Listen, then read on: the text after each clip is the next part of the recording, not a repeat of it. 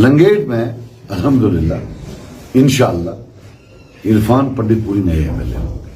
और मैं एक बात बता दूं सरकार को, the fairness of this election will be judged by लंगेट रिजल्ट। बच्चा बच्चा जानता है कि पंडितपुरी साहब वहां जीतेंगे, और ये मैं जानता हूं और इरफान जानता है कि उसकी लड़ाई वहां के लोकल कैंडिडेट के खिलाफ नहीं है, पूरी एस्टैब्लिशमेंट के साथ। वो पूरी एस्टैब्लिशमेंट के खिलाफ लड़ रहा है।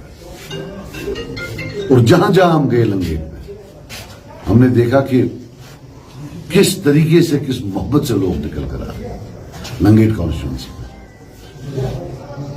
लेकिन उसका अल्लाह जानता है और मैं जानता हूं कि कैसे जो है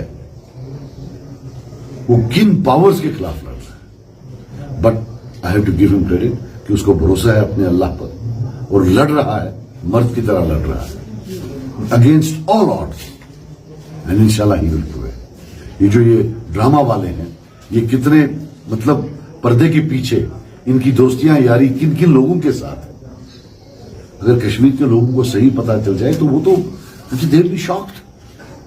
is this the person who we voted for? जो हमने देखा लंगेट में क्या होगा।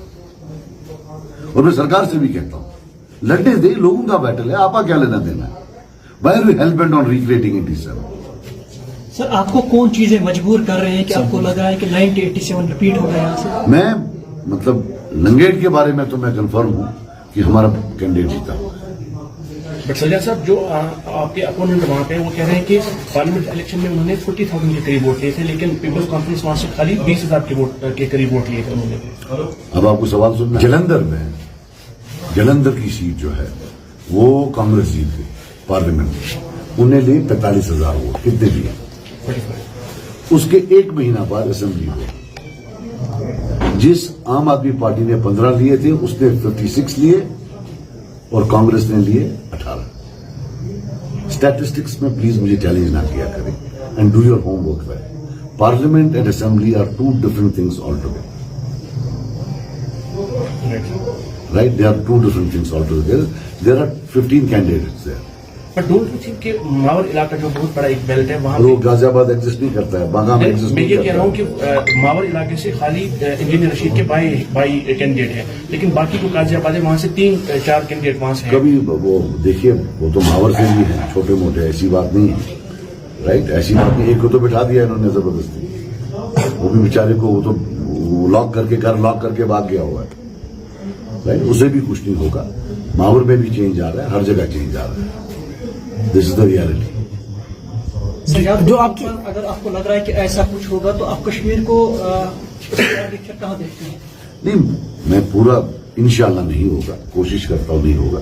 हम भी कोशिश कर रहे हैं, काफी चीजें हैं जो पसे पर्दा हैं, लेकिन हम भी कोशिश करें। हमें वी वांट कि अगर हम जीते हैं तो हमें जीतने दिया जाए।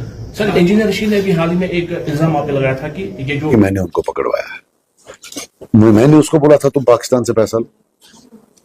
बाज़ाब्ता एक चीज हो गई, एक आदमी अप्रूवर बना, उसने इसका नाम दिया कि मैंने उसको इतनी पेमेंट की हुई है, उसके बुनियाद पर इसको पकड़कर अंदर कर दिया गया।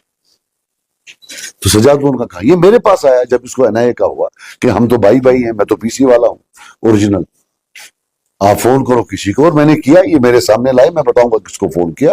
उसके बाद ये मिलने गया उससे, उसके बाद ये किसी और को मिलने गया, फिर किसी और को मिलने गया, और शायद उसकी हेल्प भी हुई। बाद में कुछ हुआ, इसका फिर अपना मामला था इनके साथ। मैं एज यूजुअल जो इसकी आदत है, मेरे साथ काम करता था, एक बार मिला लो तो बाद में खुद कर लेता उनके साथ। तो मुझे तो मालूम ही नहीं था, तो ये कहां कहां पहुंचा हुआ था, नागपुर से कहां कहां पहुंचा था, मुझे तो मालूम ही नहीं था। तब के होम मिनिस्टर को मुझे तो मालूम ही नहीं था, मैंने तो हेल्प करने की कोशिश की। अब जब ये बोलता है कि सजाद साहब ने जी पकड़वाया, तो फिर ये कैसे छूटा? अगर मैं पकड़वाने वाला हूं तो फिर छोड़ने वाला भी मैं ही हूं। फिर उमर साहब बोलता है इसने छोड़ा है, ये भी तो एक मजे की बात है। पॉइंट इज, वो देखे कि एक केस है, एक कोर्ट में दर्ज है, जिस कोर्ट ने उसको बेल दी है टेरर केस। तो क्या वो कोर्ट मेरे से ऑर्डर लेती है? फिर दूसरी बात यह है कि एनआईए ने इसकी जो बेल है उसके खिलाफ जो है ना, they have not gone to the higher court, उन्हें कंटेस्ट ही नहीं किया। तो जवाब दे क्यों नहीं कंटेस्ट किया? और इंसिडेंटली पुलवामा में एक था जहां ये मतलूब था, जहां इसको उसने भी बेल एक दिन में कर दी, पुलवामा में भी बेल हो रही है, वहां भी जो प्रोसिक्यूटिंग अथॉरिटीज हैं दे डोंट चैलेंज, एनआईए भी चैलेंज नहीं करती है।